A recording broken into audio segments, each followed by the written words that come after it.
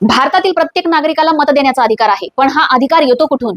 हा अधिकार येतो भारतीय संविधानातून, पण त्याची अंमलबजावणी निवडणूक आयोगाकडे आहे. दरवर्षी मतदार यादी अपडेट केली जाते, ज्यात मृत व्यक्तींची नावं काढणं, पत्ते बदलणं, नवीन मतदार जोडणं, याला म्हणतात स्पेशल इंटेन्सिव्ह रिव्हिजन म्हणजेच SIR. यावेळेस बिहारसह काही राज्यांमध्ये SIR वरून वाद पेटला आहे. राहुल गांधींचा आरोप की लाखो लोकांचे मतदानाचे हक्क हिरावले जात आहेत, वोट चोरी होतीये. यावर निवडणूक आयोग म्हणतं ही नियमित प्रक्रिया आहे, कोणताही राजकीय हेतू नाही, आणि राहुल गांधींना सांगितलं पुरावे द्या नाहीतर माफी मागा. याच वादामुळे दिल्लीमध्ये विरोधकांनी EC कार्यालयावर मोर्चा काढला. पोलिसांनी राहुल गांधीसह अनेकांना ताब्यात घेतलं.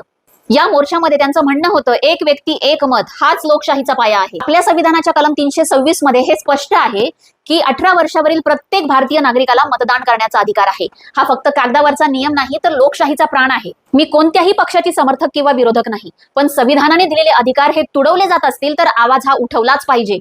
तुम्हाला काय वाटतं? तुमचं मत कमेंटमध्ये सांगा. आणि हो, संविधानाला जर कोणी कमी ठरवत असेल तर आवाज उठवणं हे प्रत्येक भारतीयाचं कर्तव्य आहे, कारण संविधानाची जाण समृद्ध राष्ट्र निर्माण.